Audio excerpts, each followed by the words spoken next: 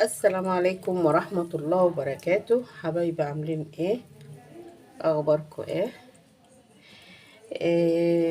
ان شاء الله جاية بفيديو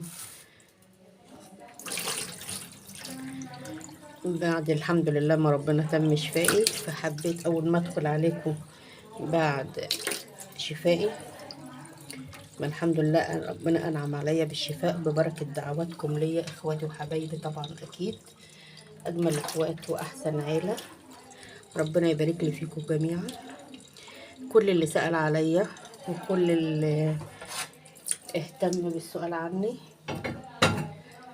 وحده لا اله الا الله. فطبعا هنشوف هنحط الرز الفاكهة دي ازاي. انا جبت فاكهة مانجا، تفاح، برقوق، والعنب. ماشي. الفاكهة دي جبتها ب100 جنيه.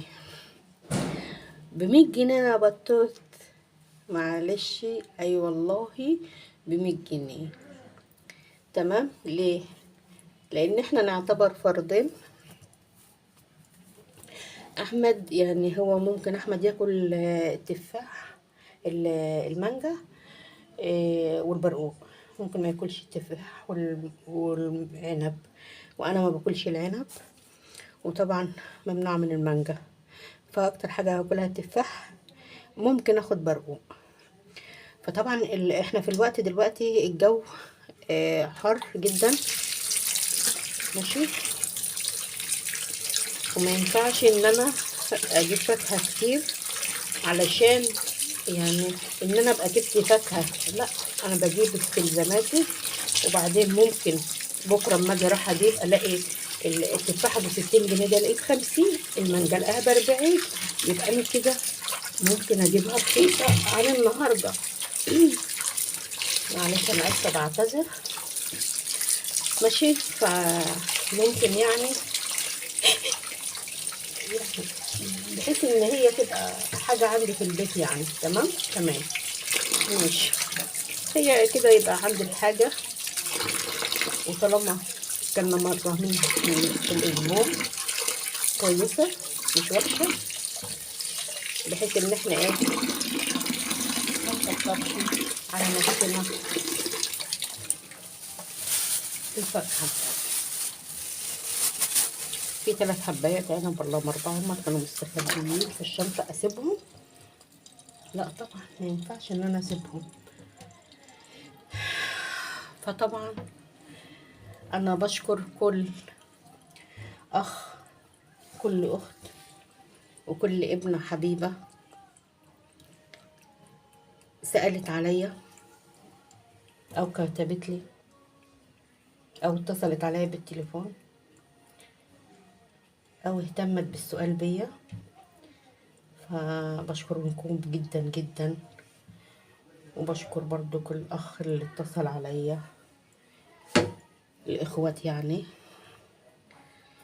بشكرهم جدا جدا. هو المفروض يعني أصلا كنت سايبة الفاكهة التانية شوية في المية وشطفتها، فلازم أسيبها شوية عشان لو في أتربة في حاجة آه تنزل. صلوا على الرسول ووحدوا لا إله إلا الله. طيب جبت مانجا وتفاح وبرقوق وعنب ب100 جنيه. ده احنا بنجيب عنب ب100 جنيه حاجة واحدة. ده هقول لك يا ستي، عنقود العنب اللي حضرتك شايفاه قدامك ده جايباه ب15 جنيه.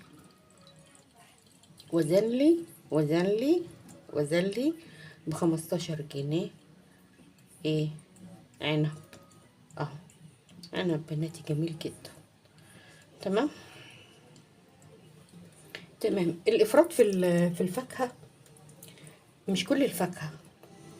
في فاكهه علشان حاجه زي المانجا مضره جدا جدا بالكلى، ده اولا. إيه إيه العنب بالنسبة للناس اللي عندهم السكر برضو مش مستحبة، بس أنا عندي الغالي يعني. بصي، حدث ولا حرج، كل ولا يهمك، ما عندكش مشكلة، كل. تمام تمام. طيب احنا كده جبنا الفاكهة اهو. طبعا انا هفضي المية دي واحط مية تانية عشان العنب ده اول مرة يطلع من الشنطة ويتغسل، لان في كذا ايد اتمدت على القفص بتاع العنب وكده. ف جبنا بكام؟ هقول لكم يا ستي. شوفوا يا سيدي الحبايب، جايبه المانجا الكيلو ب50. تمام، ده كيلو مانجا ب50 جنيه. ده نص كيلو تفاح ب30 جنيه، لان الكيلو التفاح ب60 جنيه. فجبت نص كيلو تفاح ب30 جنيه، يبقى كده 50 و30، 80. 80 و15 عنب، يبقى كام؟ 80 و15 عنب يبقى 95. وجبت 95. تمام. وجبت البرقوق ب15 جنيه. انا قلت له بذل ب15 جنيه. تمام. يبقى كده ايه؟ 110. 110 مش 100، 110. تمام تمام. ماشي. هنطلع عنقود العنب بتاعنا. طبعا عنقود العنب انا براه من قبل ما احطه في الميه، متاكده ان الحمد لله ما فيش فيه حبايه بايظه، ما فيهوش حبايه وحشه، ما فيهوش اي حاجه، ونضيف زي ما انتم شايفينه عامل زي اللولي اهوت. تمام، بالشكل ده كده. ماشي. تمام تمام التمام يا معلم. هن ايه، هنرصه هنا كده.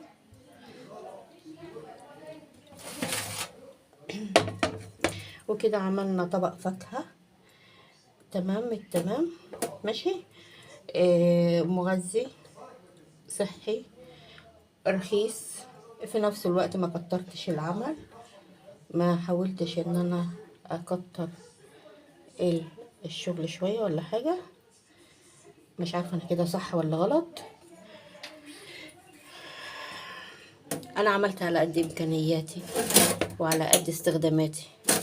معرفش حضرتك ممكن او حضرتك ممكن تعمل امكانياتك ازاي. بس الطبق ده حلو على الاقل ل3 او 4 افراد، وال5 افراد والله حلو، لان مش هنلاقي الكل بياكل نفس النوع. يعني ممكن نلاقي ناس هتاكل عنب وناس مش هتاكله، وفي ناس هتاكل تفاح كده، فاهمني؟ فان انا اجيب من كل نوع حاجه. يعني انا لما اقول للراجل هات لي نص كيلو برقوق، وممكن اقول له هات لي ربع كيلو برقوق. هو مثلا البرقوق ب40 جنيه، النص كيلو ب20، طب هات لي ب10 جنيه. ايه المانع؟ هو مش في دول بيبيعوا الفاكهه؟ لا اله الا الله. مش في دول بيبيعوا الفاكهه بالحبايه؟ صح. وتلاقيها محطوطه في كده في علبه مغلفه بالحبايه، عشان ما يحرجكيش ان انت تقولوا له هات لي حبايه. بياخد احتياجاته. ما هو انت ممكن تجيبها النهارده بسعر، وبكره تلاقي السعر نزل. طيب انا لو جبت الحاجات ديت وقعدتها عندي 3 4 ايام، ما هتبوظ. الجو وحش، الجو حر ومش حلو. فاتمنى ان الفيديو بتاعي يعجبكم، وبشكركم المرة التانية والتالتة والرابعة والمليون على سؤالكم عني عن اتصالكم بيا. وجزاكم الله كل خير، وربنا يحقق لكم امانيكم، وتحققوا اللي انتوا بتتمنوه، وتوصلوا لأحلامكم ان شاء الله. ونحب بعض، يا ريت نحب بعض. حبوا بعض تلاقي الدنيا حلوة. حبوا بعض. شوفوا الشوك على خير فيديو جديد. السلام عليكم ورحمة الله وبركاته. كانت معكم فاطمة الجندي لقناة فاطمة الجندي، وإن شاء الله هرجع لكم ونعمل حفلات ونضحك بإذن الله لو في عمر إن شاء الله. السلام عليكم ورحمة الله وبركاته. بس قبل ما انسى، أتمنى لو الفيديو بتاعي تحط لي لايك، يا ريت الفيديو بتاعي ترفعوه على سطوحكم. انا برفع للناس كلها على السطوح عندي، لان السطح مش ملكية خاصة، السطح ملكية عامة للكل. مش من حقك ان انت او انتي تحجر على السطح بتاعك، ان انت منزلة الفيديوهات بتاعتك انت كلها على السطح عندك وما ترفعيش للناس وتطلبي منهم ان هم يرفعوا لك فيديوهات. انا رفعت الناس كتير قوي قوي قوي، للاسف الشديد لقيتهم ما بيرفعوش ليا، وبرضو قلت مش مشكلة، يمكن بتروح عليهم بتوه عنهم، بينسوا ما بياخدوش بالهم ان انت كاتبة في التعليق عندهم ان انا تم اخد المحتوى عندي على السطح. معنى ان انا اخدته عندي على السطح، حضرتك او حضرتك انت ما دفعتش ايجار ولا انا طلبت منك ايجار، فليه ما ترفعش لي انا كمان منتدى عندك، او ترفعي لي يعني كمان منتدى عندك؟ ليه ما بنشجعش بعض؟ فعشان كده بقول لكم حبوا بعض، وقبل ما تحبوا بعض حبوا نفسكم. صدقوني صدقوني، لو حبيتوا نفسكم هتحبوا بعض، لان اللي بيحب بيبقى عايز كل الناس تبقى في نفس المكانة اللي هو فيها، لانه بيحب نفسه، فعشان كده بيحب الناس. فانا اتمنى منكم ان لو الفيديو بتاعي عجبك، اتمنى ان انت تشاهدي لي بما يرضي الله. مش حابه اطول عليكم،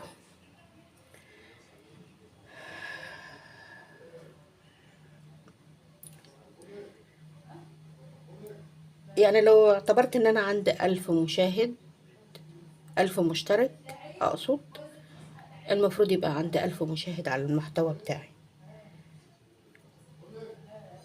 معلش حضرتك، مش حضرتك او حضرتك المحتوى بتاعك مش افضل من المحتوى بتاعي، ولا انا المحتوى بتاعي افضل من المحتوى بتاعكم. تمام؟ كل واحد بيجتهد باللي هو قادر يجتهد بيه واللي هو قادر يعمله. فانا بعمل على قد امكانيات بيتي وامكانياتي، وبوريكي دي معيشتي وده يومي وده طبيخي. تمام؟ فحضرتك برضك نفس الحكاية، بتوريني امكانيات بيتك، اللي اذا كنت بتحبي يعني على رأي البولا كده تتفشخر فشخرينا، ماشي؟ لا انت اتفشخرتي بقى، دي حاجة انت حرة فيها. هل انت مستواك المعيشي يسمح لك ان انت تعملي الحاجات دي يوميا؟ لا والله. انا ماشية زي ما انا كتاب عندي بيقول، او بيتي بيقول، او جدولي بيقول، او مستواي المعيشي بيقول. فاتمنى ان الفيديو يعجبكم، واتمنى ان انتم ما تملوش مني ولا تزهقوا، ودعواتكم ليا ان ربنا يكمل شفايا على خير، وان شاء الله نرجع ونعمل فيديوهات ونعمل حفلات ونحب بعض. فاطمة الجندي.